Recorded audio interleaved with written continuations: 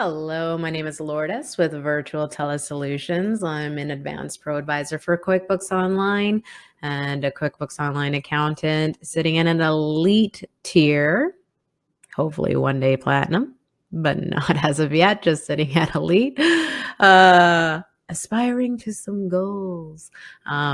All right, so I am making a little bit of a playlist on bank error codes. So I'm kind of making a video to target each one specifically. For this video, I'm going to go over resolving bank error 101. So let's go ahead and get started. Bank error 101. Various reasons why you're getting error 101, but little tips and tricks to kind of get you through it.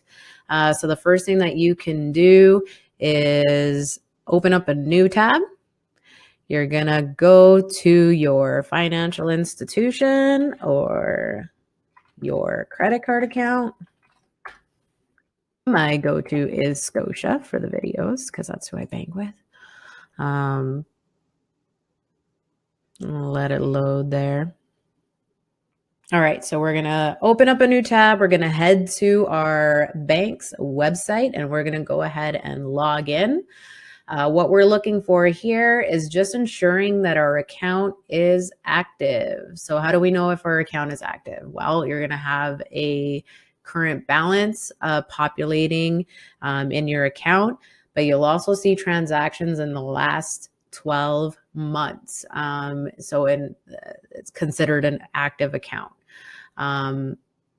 If you're supposed to have an active account, but still unable to log into your bank website or credit card account, you do need to contact them directly. QuickBooks Online cannot assist you here with that, and hopefully work out that, in which once that issue is resolved with them, will flow into the resolution of the QuickBooks Online product. Sorry about that, bit of a cough. But if you can log in, once again, you're looking for any missed prompts. So you go back to your bank's website and you're looking for messages that need your confirmation. So for example, terms and agreement conditions, and then you want to acknowledge those terms and conditions for your account, and then go back and refresh your account in QuickBooks Online. If you log into your bank account and, everything is perfectly fine, you got nothing to acknowledge, you are showing a true active account, and everything is good that way. A little bit of a tip and trick with this one that I do find works. For error 101, I would, of course, start with the update icon. This is a test account. So instead of the file upload, you're going to see the update icon. So you want to go ahead and give that a click. You'll see the spinning wheels where the 12 and the 8 are, and try that first. If that doesn't work, I would go into the edit pencil icon, select edit sign in info, try and update your credentials first. And then if it says connected, you got that green square check mark and it's showing a true connection and it's saying that you're all good to go, and you come back over here and it's still, kind of not bringing in those transactions, I would then attempt, if you go into your chart of accounts, and let's go ahead and head there. So my business checkings account, I know this is it because of the left and right arrow. So this checkings account right here is the connected one right here. And what I'm going to do for this one, a little tip and trick that might work in this situation, is I'm actually going to temporarily disconnect. So I'm going to go back in here. I'm going to go edit pencil icon. I'm going to select edit account info. We're not seeing this here because, again, the test account, but you'll see two different options there. We're just going to click edit account info. When we do that, we're going to see this little pop-up box, and then you're going to click disconnect this account on save, and then we're going to save and close. What that does when we go ahead and do that is that it'll completely disappear here, but it won't disappear here. So it'll still be present here, but missing here. And so what we're going to do is we're going to go ahead and select add account. So the green icon. We're going to pick what we're working with here, and we're going to go through the process. But when it shows your list of accounts, and you're ready to select which accounts you kind of want to go ahead and connect, we're not going to link to the account that's already in here. So instead of using this account, we're going to create a new account. So you'll see a little drop down off to the right. And I wish I could connect so I can show you guys. But in the drop down field where you go ahead and select account, there's going to be a green plus icon that we're going to go ahead and select, in which it's going to create a brand new account here for us. So we're going to select for that. So it's going to look like this.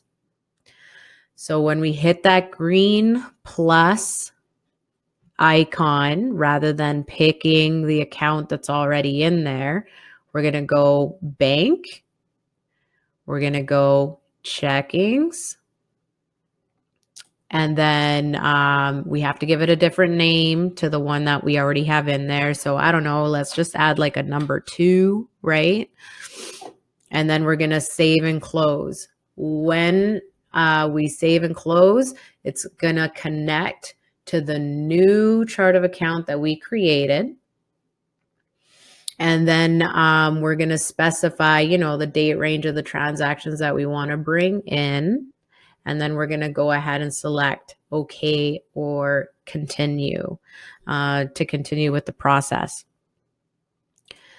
And so typically that tip and trick of just connecting to a brand new chart of account rather than the one that's already in here sometimes works. So it's definitely a good tip and trick to try. But what ends up happening, actually, you know what? Let me actually do this because I'll show you what's going to end up happening. So let's go number 2 and let's go save and close. So once it's connected to the brand new account that we created, you got a really good chance of seeing a good connection here. So you're going to see your transactions, all that kind of good stuff. But then you're going to still have the old account in your chart of accounts. And we're just going to merge those 2 accounts together and make it one. So what you're going to want to do after the fact, if the connection is established and everything's looking good, we're going to head back to accounting. And this is what you're kind of going to see. Pretend this is the old account that it used to be connected to. And now it's connected to the new account and everything's working properly. So what we're going to do is we're going to merge this account and this account together. So, we don't have a duplicate of the same account. So what we're going to do is we're going to take note of the name, the type, the detail type, because we need to match the exact same thing to this one. So underneath the actions column, we're going to select the little drop down triangle. We're going to select edit. And let's get rid of the 2 so it's super matchy with the other one. We're going to select save and close. We're going to get this here. The name is already being used. Would you like to merge the 2? We want to say yes. And now we're back to, the good connected account. We don't have any duplicate accounts, all that kind of good stuff. Sorry about that.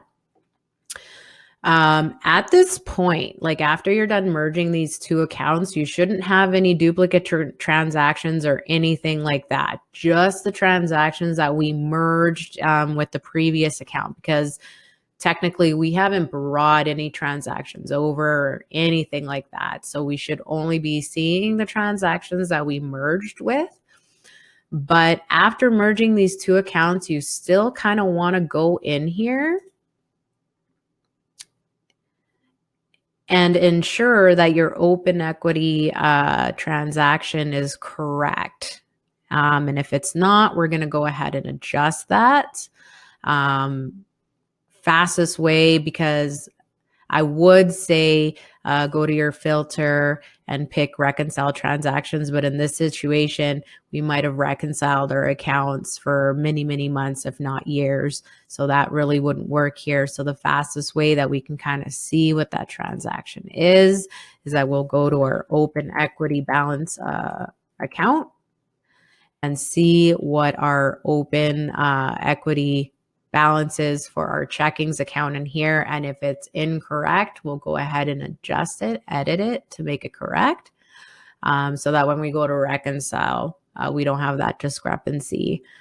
So that's really the only thing that I would check or review after merging these two accounts. But if you want to take that extra step just to ensure that you don't have any duplicate transactions, which we shouldn't, because we didn't bring anything over, again, just the transactions that were in the previous account and we just merged.